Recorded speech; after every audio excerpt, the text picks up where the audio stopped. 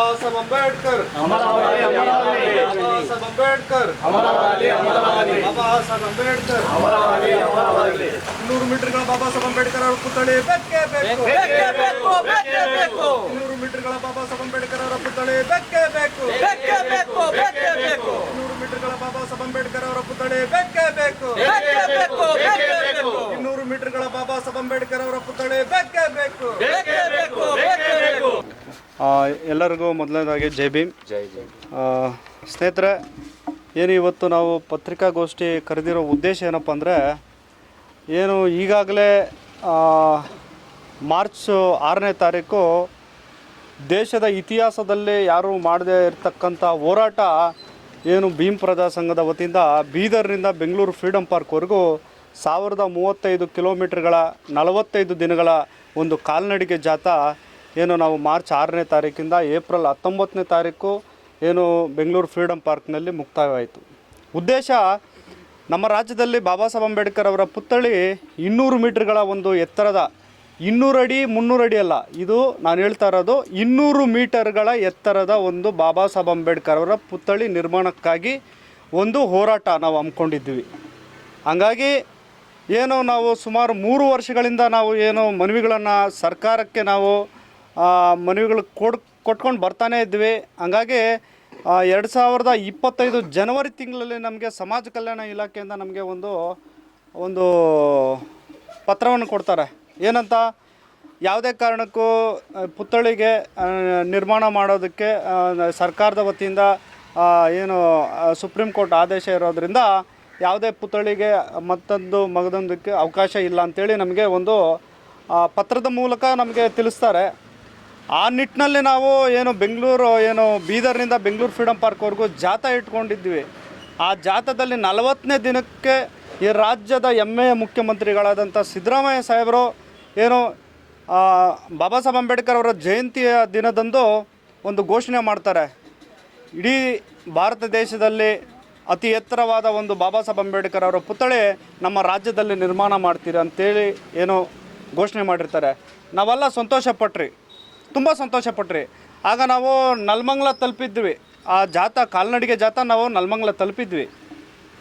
ಅದಾದ ನಂತರ ಏನು ನಾವು ಫ್ರೀಡಮ್ ಪಾರ್ಕ್ ಬಂದಾಗ ನಮ್ಮ ಸಮಾಜ ಕಲ್ಯಾಣ ಸಚಿವರಾದಂಥ ಎಚ್ ಸಿ ಮಾದೇವಪ್ಪ ಸಾಹೇಬರು ಕೂಡ ನಮಗೆ 4 ತಿಂಗಳ ಒಳಗೆ ಈ ಕಾರ್ಯವನ್ನು ಪ್ರಾರಂಭ ಮಾಡ್ತೀರಂತ ಅಂತ ಹೇಳಿ ಕೂಡ ನಮ್ಮನ್ನು ಆಶ್ವಾಸನೆ ಕೊಟ್ಟು ನಮ್ಮನ್ನು ಅಲ್ಲಿ ಹೋರಾಟವನ್ನು ಕೈ ಬಿಡುವಂಥ ಕೆಲಸ ನಾವು ಅವತ್ತು ನಮ್ಮ ಸಮಾಜ ಕಲ್ಯಾಣ ಸಚಿವರಾದಂಥ ಎಚ್ ಸಿ ಮಾದೇವಪ್ಪ ಸಾಹೇಬರು ಕೂಡ ಹೇಳಿದ್ದಕ್ಕೆ ನಾವು ಆ ಹೋರಾಟವನ್ನು ಅಲ್ಲಿಗೆ ಕೈ ಬಿಟ್ಟು ನಾವು ಎಲ್ಲರೂ ನಮ್ಮ ಸಂಗಡಿಗರು ಇವತ್ತು ಏನು ಇಲ್ಲಿ ಪತ್ರಿಕಾಗೋಷ್ಠಿಯಲ್ಲಿ ಯಾರ್ಯಾರು ಪಾಲ್ಗೊಂಡಿದ್ದಾರೆ ಎಲ್ಲ ಸ್ನೇಹಿತರು ಮತ್ತು ಇಲ್ಲಿರೋರಾಗಲಿ ಬೇರೆ ಜಿಲ್ಲೆಗಳಲ್ಲಿ ಸುಮಾರು ಜನಗಳು ಬಂದು ಅವರು ಆ ಒಂದು ಹೋರಾಟಕ್ಕೆ ಬೆಂಬಲ ಕೊಟ್ಟಾಗ ಆ ಹೋರಾಟ ಯಶಸ್ಸಾಯಿತು.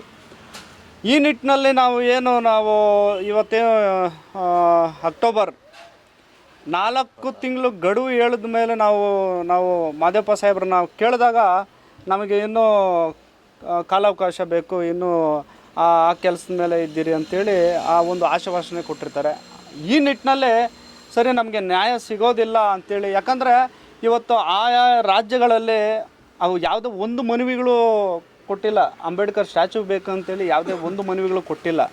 ಮನವಿಗಳು ಕೊಡ್ದಿರೇ ಆಯಾ ಸರ್ಕಾರಗಳು ಬಾಬಾ ಸಾಹೇಬ್ ಅಂಬೇಡ್ಕರ್ ಅವರ ಪುತ್ಥಳಿ ನಿರ್ಮಾಣ ಮಾಡಿದ್ದಾರೆ ಅಂದರೆ ಆ ರಾಜ್ಯಕ್ಕೆ ಅದು ಹೆಮ್ಮೆ ತರುವಂಥ ಕೆಲಸ. ಆದರೆ ಇವತ್ತು ಈ ರಾಜ್ಯದಲ್ಲಿ ನಾವು ಇಂಥ ಹೋರಾಟಗಳು ಮಾಡಿದ್ರೂ ನಮಗೆ ಒಂದು ಬಾಬಾ ಸಾಹೇಬ್ ಅಂಬೇಡ್ಕರ್ ಅವ್ರ ಪುತ್ಥಳಿಗಾಗಿ ಇಂಥ ಹೋರಾಟಗಳು ಮಾಡಿದ್ರೂ ನಮಗೆ ಒಂದು ಯಾಕೆ ಈ ರೀತಿ ತಾರತಮ್ಯ ಮಾಡ್ತಾ ಇದ್ದಾರೆ ಅನ್ನೋದು ನಮಗೆ ಒಂದು ಪ್ರಶ್ನೆ ಮತ್ತು ಸಂಶಯ ಇದೆ. ಯಾಕಂದರೆ ನಾವು ಏನು ಕೇಳ್ತಾ ಇದ್ದೀರಿ, ನಾವು ಕೇಳ್ತಾ ಇರೋದು ಬಾಬಾ ಸಾಹೇಬ್ ಅಂಬೇಡ್ಕರ್ ಅವರ ಪುತ್ಥಳಿ ಕೇಳ್ತಾ ಇದ್ದೀರಿ. ಅದಕ್ಕೆ ನಾವು ಹೋರಾಟ ಮಾಡಿನೇ ಪಡಿಬೇಕಾ? ಹೋರಾಟ ಮಾಡಿನೇ ನಾವು ಮನವಿಗಳು ಕೊಡಬೇಕಾ? ಮನವಿ ಕೊಟ್ಟಾಗ ಮಾತ್ರ ನೀವು ಸರ್ಕಾರ ಮಾಡ್ತೀರಾ? ಮತ್ತು ನೀವು ನೋಡಿದ್ರೆ ನಾನು ಸಂವಿಧಾನದ ಪರವಾಗಿ, ದಲಿತರ ಪರವಾಗಿ, ನಾನು ದಲಿತರ ಕೂಗ್ತೀನಿ, ನಾನು ಸಂವಿಧಾನ ಅಂಬೇಡ್ಕರ್ ಅಂತ ನಾನು ಕೂಗ್ತೀನಿ ಅಂತೇಳಿ ಹಿಂಗೆಲ್ಲ ಡೋಂಗಿ ಮಾತುಗಳನ್ನು ಮಾತಾಡಿಕೊಂಡು ಈ ಒಂದು ಜನಗಳಿಗೆ ಯಾವ ರೀತಿ ಅಂದರೆ ದಿಕ್ಕನ್ನು ತಪ್ಪಿಸುವಂಥ ಕೆಲಸ ಮಾಡ್ತಾಯಿದ್ದಾರೆ.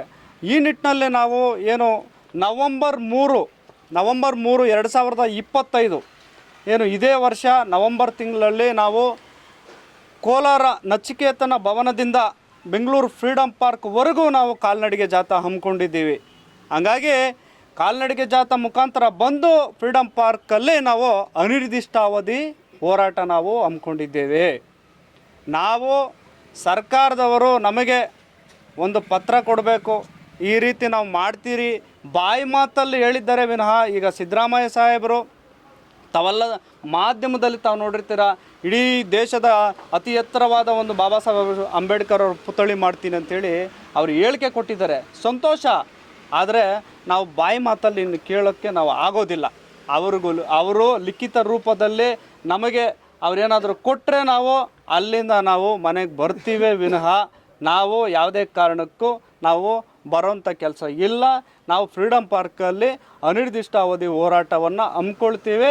ಮತ್ತು ಅದು 1 ತಿಂಗಳ 2 ತಿಂಗಳಾದ್ರೂ ಈ ಸರ್ಕಾರಕ್ಕೆ ನಾಚಿಕೆ ಮಾನ ಮರ್ಯಾದೆ ಏನಾದರೂ ಇತ್ತಂದರೆ ಈ ಹೋರಾಟಕ್ಕೆ ಸ್ಪಂದಿಸಿ ಅವತ್ತೇ ಬಂದು ರಾಜ್ಯದ ಸಮಾಜ ಕಲ್ಯಾಣ ಸಚಿವರಾದಂಥ ಎಚ್ ಸಿ ಮಾದೇವಪ್ಪ ಆಗಿರ್ಬೋದು, ನಮ್ಮ ರಾಜ್ಯದ ಹೆಮ್ಮೆಯ ಮುಖ್ಯಮಂತ್ರಿ ಅಂತ ಇವಾಗಲೂ ಹೇಳ್ಕೊತೀರಿ, ಸಂವಿಧಾನ ಪರವಾಗಿದ್ದೀರಿ ಅಂತ ಹೇಳ್ಕೊತೀರಿ. ಆದರೆ ಇವತ್ತು ಇದೆಲ್ಲ ನೋಡಿದಾಗ ನಮಗೆಲ್ಲ ನಮಗೆ ಅನುಮಾನ ಆಗ್ತದೆ, ಇವರು ಸುಮ್ಮನೆ ಮಾಧ್ಯಮ ಮುಂದೆ ಏನಾದರೂ ಜನಗಳನ್ನ ಮೆಚ್ಚಲಿಕ್ಕೆ ಹೇಳ್ತಾ ಇದ್ದಾರಾ? ಈಗ ಏಪ್ರಿಲ್ 14ನೇ ತಾರೀಕು ಅವರು ದೇಶದ ಅತಿ ಎತ್ತರ ಒಂದು ಪುತ್ಥಳಿ ಮಾಡ್ತೀನಿ ಅಂತೇಳಿ ಏನು ಆಶ್ವಾಸನೆ ಕೊಟ್ಟರು, ಸಂತೋಷ. ಆದರೆ ಇವತ್ತು ಎಷ್ಟನೇ ತಿಂಗಳಿದು? 10ನೇ ತಿಂಗಳಾಯಿತು, ಹೇಳಿ 6 ತಿಂಗಳಾಯಿತು, ಕೆಲಸ ಪ್ರಾರಂಭ ಮಾಡಿಲ್ಲ. ಮತ್ತು ಯಾವಾಗ ಪ್ರಾರಂಭ ಮಾಡ್ತೀರಾ? ಉದಾಹರಣೆ ಏನಪ್ಪ, ನಾನು ಯಾಕಪ್ಪ 200 ಮೀಟ್ರೇ ನಾನು ಕೇಳ್ತಾ ಇದ್ದೀನಿ ಅಂದರೆ, ಉದಾಹರಣೆ ನಿಮಗೆ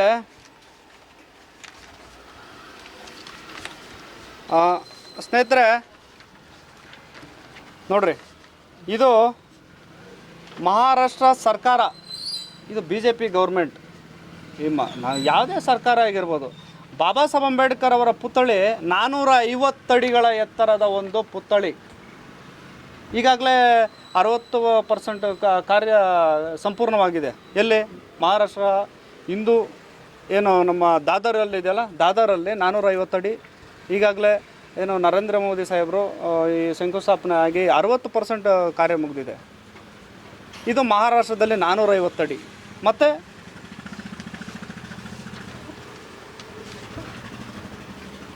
ವಿಜಯವಾಡದಲ್ಲಿ 206 ಅಡಿ, ವಿಜಯವಾಡದಲ್ಲಿ 206 ಅಡಿ. ಮತ್ತು ಗುಜರಾತಲ್ಲಿ ಸರ್ದಾರ್ ವಲ್ಲಭಾಯ್ ಪಟೇಲ್ ಅವರ ಪುತ್ಥಳಿ 182 ಮೀಟರ್, 182 ಮೀಟ್ರಿಂದ 597 ಅಡಿ. ನಾವು ಇದನ್ನು ವಿರೋಧಿಸಲ್ಲ, ಓಕೆ. ಆದರೆ ಇವತ್ತು ಈ ದೇಶ ನಡೀತಾ ಇರೋದು ಯಾವುದರಿಂದ? ಬಾಬಾ ಸಾಹೇಬ್ ಅಂಬೇಡ್ಕರ್ ಕೊಟ್ಟಂಥ ಸಂವಿಧಾನದ ಅಡಿಯಲ್ಲಿ ಇವತ್ತು ನಾವೆಲ್ಲ ಬದುಕ್ತಾ ಇದ್ದೀರಿ. ಅವರು ಕೊಟ್ಟಂಥ ಭಿಕ್ಷೆನಲ್ಲಿ ನಾವು ಬದುಕ್ತಾ ಇದ್ದೀರಿ. ಅವ್ರ ಪುತ್ಥಳಿನ 200 ಮೀಟ್ರ್ ಮಾಡೋದಕ್ಕೆ ಯಾಕೆ ನೀವು ತಾರತಮ್ಯ ಮಾಡ್ತಾ ಇದ್ದೀರಾ? ಇದನ್ನು ನಾವು ವಿರೋಧಿಸ್ತೀವಿ. ಮತ್ತು 200 ಮೀಟ್ರಿಗಿನ್ನ 1 ಇಂಚ್ ಕಮ್ಮಿ ಆದ್ರೂ ನಾವು ಒಪ್ಪೋದಿಲ್ಲ. ಬರೀ ನಮ್ಮ ಸುಮ್ಮನೆ ಏನೋ ಬಂದರು ಮನವಿ ಕೊಟ್ಟರು ನಾವು ಸ್ಟ್ಯಾಚ್ಯೂ ಮಾಡ್ತೀರಿ ಅಂತೇಳಿ 200 ಅಡಿಗಾಗಲಿ 300 ಅಡಿಗಾಗಲಿ 400 ಅಡಿಗಾಗಲಿ ಏನಾದರೂ ಸರ್ಕಾರ ಏನಾದರೂ ನೀವು ತೊಗೊಂಡ್ರೆ ದಯವಿಟ್ಟು ನಿಮ್ಮನ್ನು ಕುರ್ಚಿಗೆ ತಂದಿದ್ದು ನಾವೇ, ನಿಮ್ಮನ್ನು ಮನೆಗೆ ಕಳ್ಸೋಕ್ಕೂ ನಮ್ಗೆ ಗೊತ್ತಿದೆ. ಆದರೆ ಬಾಬಾ ಸಾಹೇಬ್ ಅಂಬೇಡ್ಕರ್ ಅವರ ಪರವಾಗಿ, ಸಂವಿಧಾನದ ಪರವಾಗಿ, ದಲಿತರ ಪರವಾಗಿ ಅಂತ ಹೇಳೋದು ಮುಖ್ಯವಲ್ಲ, ಮಾಡಿ ತೋರಿಸ್ಬೇಕನ್ನೋದು ನಮ್ಮ ಈ ಒಂದು ಪತ್ರಿಕಾಗೋಷ್ಠಿಯಲ್ಲಿ ತಮಗೆ ಒಂದು ನೇರವಾಗಿ ನಾವು ಮಾತು ಹೇಳಲಿಕ್ಕೆ ಇಷ್ಟಪಡ್ತಾ ಇದ್ದೀರಿ. ಹಂಗಾಗಿ ಏನೋ ಎಲ್ಲ ದಲಿತ ಬಾಂಧವರು, ಅಲ್ಪಸಂಖ್ಯಾತರು ಮತ್ತು ಹಿಂದುಳಿದ ವರ್ಗದವರು, ಎಲ್ಲ ಸಮುದಾಯದ ನಾಯಕರು, ಇದು ಬಾಬಾ ಸಾಹೇಬ್ ಅಂಬೇಡ್ಕರ್ ಅವರು ಯಾವುದೇ ಒಬ್ಬ ಜಾತಿಗೆ ಸೀಮಿತ ಇಲ್ಲ. ಬಾಬಾ ಸಾಹೇಬ್ ಅಂಬೇಡ್ಕರ್ ಅವರ ಸಂವಿಧಾನ ಇವತ್ತು ಪ್ರತಿಯೊಬ್ಬ ಪ್ರಜೆಗೂ ಇದು ಅಳವಡಿಸುತ್ತೆ. ಯಾಕಂದರೆ ಬಾಬಾ ಸಾಹೇಬ್ ಅಂಬೇಡ್ಕರ್ ಏನು ಹಿಂದೂ ಕೋಡ್ ಬಿಲ್ಲಲ್ಲಿ ಒಂದು ಮಹಿಳೆಯರಿಗೆ ಹಕ್ಕು ಸಿಕ್ಕಿಲ್ಲ ಅಂಥೇಳಿ ಅವರ ಸಚಿವ ಸ್ಥಾನಕ್ಕೆ ರಾಜೀನಾಮೆ ಕೊಟ್ಟಿದ್ದು ಬರೀ ದಲಿತರ ಹೆಣ್ಣು ಮಕ್ಕಳಿಗೆ ಅಲ್ಲ, ಈ ದೇಶದಲ್ಲಿರ್ತಕ್ಕಂಥ ಪ್ರತಿಯೊಬ್ಬ ಹೆಣ್ಣು ಮಕ್ಕಳಿಗಾಗಿ ಅವರ ಸಚಿವ ಸ್ಥಾನವನ್ನು ರಾಜೀನಾಮೆ ಕೊಟ್ಟಂಥ ಇಡೀ ಜಗತ್ತಲ್ಲಿ ಯಾರಾದರೂ ಇದ್ದರೆ ಅದು ಪರಮ ಪೂಜ್ಯ ಬಾಬಾ ಸಾಹೇಬ್ ಅಂಬೇಡ್ಕರ್ ಅವರು ಮಾತ್ರ ಅಂತ ಈ ಸಂದರ್ಭದಲ್ಲಿ ಹೇಳ್ತಾ ಇದ್ದೀನಿ. ಅಂಥ ಒಬ್ಬ ನಾಯಕನನ್ನು ನೀವು 200 ಮೀಟ್ರ್ಗಳಿಗೆ ಯಾಕೆ ಮಾಡಬಾರ್ದು? ಮಾಡಬೇಕು ಅನ್ನೋದು ಒತ್ತಾಯ ನಮ್ಮಲ್ಲಿದೆ. ನಮ್ಮಲ್ಲಲ್ಲ, ಇದು ರಾಜ್ಯದ ಕೂಗು. ತಾವೇನಾದರೂ ಮಾಡಿಲ್ಲ ಅಂದರೆ ನಾವು ಮುಂದಿನ ನಡೆ, ನಾವು ಉಗ್ರವಾದ ಹೋರಾಟ ನಾವು ಬಾಯಿ ಮಾತಲ್ಲಿ ಹೇಳೋದಿಲ್ಲ. ಯಾಕಂದರೆ ಜನವರಿ 26ನೇ ತಾರೀಕು ನಾವು ಗಣರಾಜ್ಯೋತ್ಸವ ದಿನದಂದು ಫ್ರೀಡಮ್ ಪಾರ್ಕಲ್ಲಿ ನಾವು ಏನು ಹೋರಾಟ ಹಮ್ಮಿಕೊಂಡು ಅಲ್ಲಿ ನಮ್ಮ ಸಮಾಜ ಕಲ್ಯಾಣ ಆಯುಕ್ತರಾದಂಥ ರಾಕೇಶ್ ಕುಮಾರ್ ಅವರು ನಮ್ಮ ಮನವಿ ತೊಗೊಂಡು ಬಂದಾಗ ಅವ್ರಿಗೆ ನಾವು ನೇರವಾಗಿ ಒಂದು ಮಾತು ಹೇಳಿದ್ರಿ, ಸರ್ ನೀವೇನಾದರೂ ಈ ಮನವಿಗೆ ಸ್ಪಂದಿಸಿಲ್ಲ ಅಂದರೆ ನಾವು ಕಾಲ್ನಡಿಗೆ ಜಾಥಾ ಮಾಡ್ತೀರಿ ಅಂತ ಹೇಳಿದ್ರಿ. ಆದರೆ ಇವತ್ತು ದೇಶದ ಇತಿಹಾಸದಲ್ಲಿ ಅಂಥ ಹೋರಾಟ ಮಾಡಿಲ್ಲ. ಅಂಥ ಹೋರಾಟ ನಾವು ಮಾಡಿದ್ರಿ, ಬಾಬಾ ಸಾಹೇಬ್ ಅಂಬೇಡ್ಕರ್ಗಾಗಿ ನಾವು ಮಾಡಿದ್ರಿ. ಮತ್ತು ನಾವು ಹೇಳಕ್ಕೆ ಹೋಗಲ್ಲ, ನಾವು ಮಾಡಿ ತೋರಿಸ್ತೀರಿ. ಕಾನೂನು ರೀತಿಯಲ್ಲಿ ಏನು ಹೋರಾಟ ಮಾಡಬೇಕು ಅದು ಹೋರಾಟ ಮಾಡಿ ಸರ್ಕಾರವನ್ನು ಮನೆಗೆ ಕಳಿಸೋವಂಥ ಕೆಲಸ ಏನು ಮಾಡಬೇಕು ಅದನ್ನು ನಾವು ಮಾಡೇ ಮಾಡ್ತೀರಿ. ನಮ್ಮ ಹೋರಾಟಕ್ಕೆ ಸ್ಪಂದಿಸಿ ನೀವು ಬಾಬಾ ಸಾಹೇಬ್ ಅಂಬೇಡ್ಕರ್ ಅವ್ರ ಪರವಾಗಿದ್ದೀನಂದರೆ ದಯವಿಟ್ಟು ನೀವು ಹೇಳಿದ್ದ ಮಾತನ್ನು ನೀವು ನಡೆದುಕೊಳ್ಳಿ, ನಾವು ನಂಬುತ್ತೀವಿ. ಇವತ್ತಿಗೂ ಅಷ್ಟೇ ಸಿದ್ದರಾಮಯ್ಯನವರ ಮಾತು ನಾವು ನಂಬಿಕೆ ಇಟ್ಟು ನಾವು ಈ ಹೋರಾಟ ಮಾಡ್ತಾ ಇರೋದು. ಮತ್ತು ಇನ್ನೊಂದೇನೆಂದರೆ ಈ ಹೋರಾಟ ಯಾವುದೇ ಕಾರಣಕ್ಕೂ ಅರ್ಧದಲ್ಲಿ ನಿಲ್ಲುವಂಥ ಹೋರಾಟ ಇಲ್ಲ. ಇದು ನೇರವಾಗಿ ಸರ್ಕಾರಕ್ಕೆ ಒಂದು ಎಚ್ಚರಿಕೆ ಕೊಡ್ತಾ ಇದ್ದೀವಿ. ದಯವಿಟ್ಟು ಇದು ಬರೀ ಒಂದು ಸಂಘಟನೆ ಅಲ್ಲ, ಸಂಘಟನೆ ಅನ್ನೋದಕ್ಕಿಂತ ಬಾಬಾ ಸಾಹೇಬ್ ಅಂಬೇಡ್ಕರ್ ಅನುಯಾಯಿಗಳು ಹೆಚ್ಚಾಗಿ ಬರ್ತಾರೆ ಈ ಹೋರಾಟಕ್ಕೆ. ಏನಪ್ಪ 100 ಜನ ಮಾಡ್ತಾರೆ, ಇದು ಬಿಡು ಅಂತ ಹೇಳ್ಬೋದು. ಆದರೆ ಮನೆಯಲ್ಲಿ ಕೂತ್ಕೊಂಡಿರೋರು ಸುಮಾರು ಜನ, ಲಕ್ಷಾಂತರ ಕೋಟ್ಯಾಂತರ ಜನ ಇದ್ದಾರೆ. ಅವರೆಲ್ಲ ಬೀದಿಗೆ ಬಂದರೆ ಹೋರಾಟ ಬೇರೆ ರೀತಿ ಆಗ್ತಾರೆ. ಅವ್ರಿಗೆಲ್ಲ ನಾವು ಕರೆ ಕೊಡೋಕ್ಕೆ ಹೋಗಲ್ಲ. ಎಲ್ಲ ಈ ಮಾಧ್ಯಮದ ಮುಖಾಂತರ ಈ ಒಂದು ಪತ್ರಿಕಾಗೋಷ್ಠಿಯಲ್ಲಿ ಎಲ್ಲ ಅಂಬೇಡ್ಕರ್ ಅನುಯಾಯಿಗಳು ಯಾರಿದ್ದೀರೋ ತಾವೆಲ್ಲ ಈ ಹೋರಾಟಕ್ಕೆ ಬೆಂಬಲ ಕೊಟ್ಟು ಮತ್ತು ನವೆಂಬರ್ 3ನೇ ತಾರೀಕು ತಾವೆಲ್ಲ ಕೈ ಜೋಡಿಸಿ ಈ ಹೋರಾಟವನ್ನು ಯಶಸ್ವಿ ಮಾಡೋಣ ಅಂತ ಹೇಳಿ ನನ್ನ 2 ಮಾತನ್ನು ಮುಗಿಸ್ತಾ ಇದ್ದೀನಿ. ಜೈ ಭೀಮ್. ಜಾಗ ಬಂದು ವಿ ಯೂನಿವರ್ಸಿಟಿಯಲ್ಲಿ 25 ಎಕರೆ ಜಮೀನನ್ನು ಗುರುತಿಸಿದ್ದೀವಿ ಅಂತ ಏನೋ ನಮಗೆ ನಮ್ಮ ಸಮಾಜ ಕಲ್ಯಾಣ ಆಯುಕ್ತರಾದಂಥ ರಾಕೇಶ್ ಕುಮಾರ್ ಅವರು ನಮಗೆ ನೇರವಾಗಿ ಹೇಳಿದ್ದಾರೆ ಸರ್. ಹಾಗಾಗಿ ಸಂತೋಷ. ಆದರೆ ಇನ್ನೊಂದೇನೆಂದರೆ ಬಾಬಾ ಸಾಹೇಬ್ ಅಂಬೇಡ್ಕರ್ ಅವರು ಈಗ ತಾವು ತೆಲಂಗಾಣದಲ್ಲಿ ಸೆಕ್ರೆಟರಿ ಆಫೀಸ್ ಪಕ್ಕದಲ್ಲೇ ಇರ್ತಕ್ಕಂಥದ್ದು ಬಾಬಾ ಸಾಹೇಬ್ ಅಂಬೇಡ್ಕರ್ ಪುತ್ಥಳಿ ಇದೆ. ಹಾಗಾಗಿ ನಮ್ಮ ಒಂದು ಒತ್ತಡ ಏನಂದರೆ ವಿಧಾನಸೌಧ ಹಿಂಭಾಗದಲ್ಲಿರ್ತಕ್ಕಂಥ ರೇಸ್ ಕೋರ್ಸಲ್ಲಿ ಒಂದು ಬಾಬಾ ಸಾಹೇಬ್ ಅಂಬೇಡ್ಕರ್ ಪುತ್ಥಳಿ 200 ಮೀಟರ್ ಆಗಲಿ ಅನ್ನೋದು ನಮ್ಮ ಒಂದು ಒತ್ತಾಯ. ಮಾಡಲಿ, ಯಾಕೆ ಮಾಡಬಾರ್ದು? ಈಗ ಯಾವುದಕ್ಕೋ ಎಲ್ಲೆಲ್ಲೋ ಮಾಡ್ತಾರೆ. ಬಾಬಾ ಸಾಹೇಬ್ ಅಂಬೇಡ್ಕರ್ ಅವ್ರನ್ನ ಇವಾಗ ನೀವು ವಿ ಯೂನಿವರ್ಸಿಟಿ ಮೈಸೂರು ರೋಡಲ್ಲಿ ನೀವು ಅದು ಮಾಡಿದ್ರೆ ಅದು ಒಂದು ಕಡೆ ಆಗುತ್ತೆ. ಇದು ನಾವು ಸೆಂಟ್ರಲ್ ಸಿಟಿ ಆಫ್ ಇದು ಒಂದು ರಾಜಧಾನಿಯಲ್ಲಿ ಒಂದು ಹೃದಯ ಭಾಗದಲ್ಲಿರ್ತಕ್ಕಂಥ ವಿಧಾನಸೌಧ ಪಕ್ಕದಲ್ಲಿ ಆದರೆ ಇನ್ನೂ ನಾನು ಸರ್ಕಾರಕ್ಕೆ ತುಂಬ ಹೆಮ್ಮೆಯಿಂದ ನಾವು ಖುಷಿ ಪಡ್ತೀವಿ. ಮತ್ತು ಅವ್ರಿಗೆ ಒಂದು ಕೀರ್ತಿ ಅನ್ನೋದಕ್ಕಿಂತ ಇಡೀ ವಿಶ್ವಮಟ್ಟದಲ್ಲಿ ಅವ್ರನ್ನ ಕೊಂಡಾಡ್ತಾರೆ.